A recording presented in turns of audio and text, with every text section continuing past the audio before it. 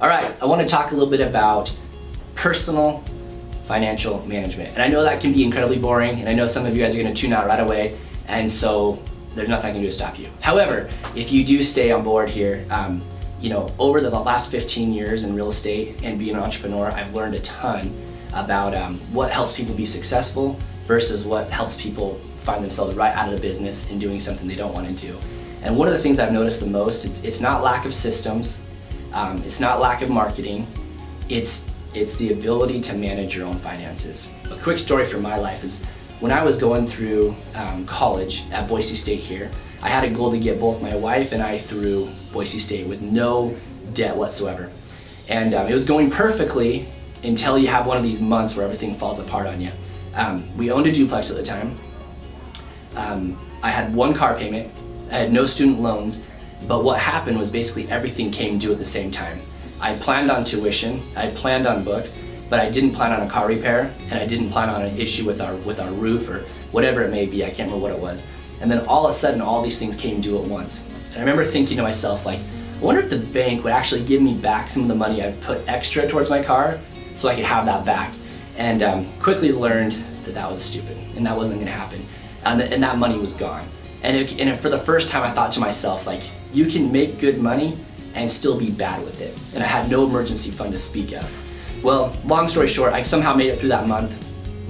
I don't remember exactly what I did, but I think I either went without books for a short while or paid my tuition late or something, but I ended up getting through. So it's two of the best books to start with. There's three that I think, but this one, The Richest Man in Babylon, this is a great book. This is a classic. This is a must read. It's very short, quick read, and it's kind of taught in like a story form. And then the other one is Dave Ramsey's Total Money Makeover. And this one is not just for people who are like strapped in debt. This is also for people who are financially savvy but just kind of want to get a plan in place. So I definitely recommend these two books. If you're trying to take the condensed version, there's a couple different steps that I've written down that I put into account in my own financial life. The first step is to have a 3 to 12 month emergency fund. And the reason that's so critical is just because in this industry, we have to represent our buyers and sellers properly. And if you ever feel like you're trying to push a deal to happen just to make it happen for your own self to get paid, that's an issue. You can't do that. Just in fact, this week, I had a really big deal. It was a $1.1 million deal that just fell apart. The appraisal was short, the buyer didn't want to come up, the seller didn't want to come down, and it would have been a shame for me to try to push something like that, try to ram that through, and it's not the right deal for anybody. So that emergency fund's important. Keep a 3 to 12 month supply, and then if you have to dip into it, one of the very first things you have to do is to pay that back to yourself so that you always have that available. And it kind of keeps you sane. It keeps you in a spot where you can actually represent your clients the best you possibly can. Okay, perfect point. I hope you guys have seen the movie Glengarry Glen Ross. There's not very many movies about real estate, but this one is an absolute classic. These guys are sitting around, it's like this dreary office, and they're always concerned about the leads. Somebody's getting the good leads, somebody's getting the bad leads. However, it really comes down, these guys in this movie, Glengarry Glen Ross, they're at this point in their career where they just haven't saved the money. They haven't done enough with it. So they start acting in desperate ways, and the second we start doing stuff like that, you're almost out of the business, So anyways, watch the movie. It's got some great comic relief, and it's like one of the very few movies about real estate, so you gotta watch it. All right, number 2. This is called the debt snowball. So you got to get your credit cards to 0 each month. Don't have a car payment if it's at all possible. But at first, as far as outstanding debt's concerned, there's a really awesome concept called the debt snowball. I've helped probably like 5 or 6 people put one into place and help it work. Rather than me try to explain it, just Google it. Just Google Dave Ramsey debt snowball and you'll figure out how to do it. But basically it takes no extra funds, just what you're already paying, and then you start attacking your small balances and it builds and builds and builds until you have them all done. And it's pretty exciting because you can of course pay off credit card debt, you can pay off student loans, you can pay off cars, you can even pay off houses using the exact same format, and it's very, very powerful. All right, number 3, and this one comes from Mark Cuban. Control your expenses, be ruthless, consider to get rid of cable, extra dinners, sell cars, that sort of stuff. When Mark Cuban was just coming up in his business, he basically said, live so cheaply that you can use your resources to pursue all opportunities. Cut your expenses to the bone. The more you stress out over bills, the more difficult it is to pursue your goals. So he actually lived with 7 people, 7 roommates in a house, and he said that he didn't even have a dresser. He just had a pile of clothes on the ground, and everybody knew that was his pile and not to mess with it. But he did that so that he could continue to, I mean, he had so many different businesses. He sold dry milk door to door. He had a bar. He had all these different things that he was doing before he got into before he developed microsystems. And he basically said that he would not have been able to do any of those opportunities had he been stressed out about bills or had he had mortgages and other things to worry about. Number 4, you got to invest at least 10%. Okay, so I've learned over 15 years in real estate. I keep saying that, trying to impress you guys. I've been able to deal with really rich people and also middle class and even people who aren't, but they all treat money so differently.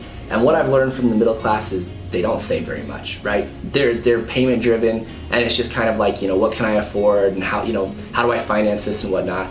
And what I've learned from the rich or the more people with more abundance is that they save a ton. They pay themselves first. I've always been taught the rich, they save over 20%. The middle class is sometimes not even close to 10%. So those are things you just have to start thinking about right now, is just to make that a priority where you pay yourself first. Then we'll kind of talk about what you do with that money after you've invested it. Number 5, increase your ability to earn. And so this is critical. Like, a lot of people get to a certain level of success and they just stay there. They don't try to go anywhere. And there's a lot of places you can go. You can decrease your expenses, you can increase your income. There's a lot you can do. So in order to increase your ability to earn, invest in books, go to conferences, listen to podcasts, take successful people out to lunch. We have a wealth of information, you gotta use it. Also take care of your body, work out, hire a trainer. All those things increase your ability to earn. All right, number 6 is multiply your gold. So this one came from the richest man in Babylon, and you've been saving all this money, hopefully between 10 and 20% or even higher. Now what do you do with it? One of the stories in Richest Man in Babylon was this guy basically had listened to all these principles, he had saved some money, and then the first thing he did was he was trying to get a return that was too high. So he actually entrusted his money with a brickmaker to go buy jewels. And the mentor came to him and said, why in the world would you trust a brickmaker to buy jewels? If you're gonna talk to a brickmaker about bricks, do it. If you're gonna talk to a jewel maker about jewels, that makes a lot more sense. And sure enough, he lost his money.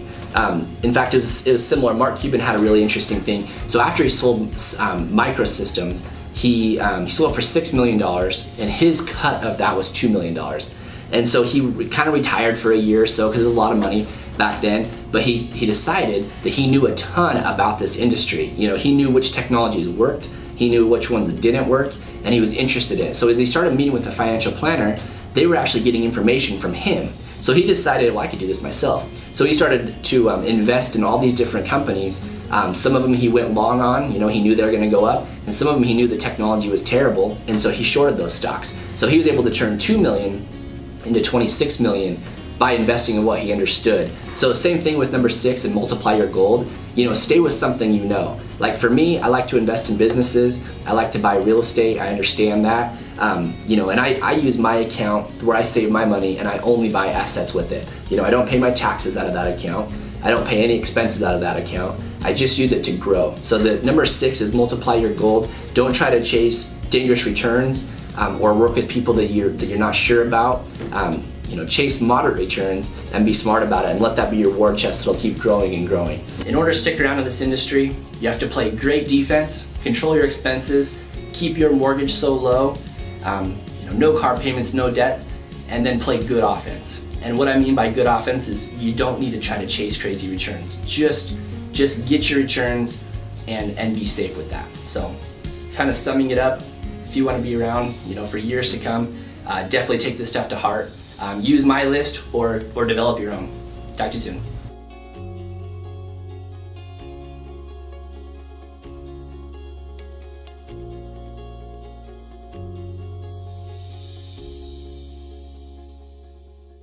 these guys are sitting around, it's like this dreary office, and they're always concerned about the leads. Somebody's getting the good leads, somebody's getting the bad leads. And there's this part where Alec Baldwin comes in, and he, besides having the perfect line where it's like ABC, always be closing, you know, first place gets a Cadillac, second place gets steak nights, third place you're fired, which is awesome, which is a great line. He basically has this point and says, what does it take to succeed in real estate? I'll let you watch the movie to find out what he says next. And so these are some of the 7 points that I have come up with that work for me. And actually there's only 6, not even 7. But I'll go through and just talk to you about each one of these things. 3 books. So one is The Richest Man in Babylon, which I must read. One is Dave Ramsey, Total Money Makeover.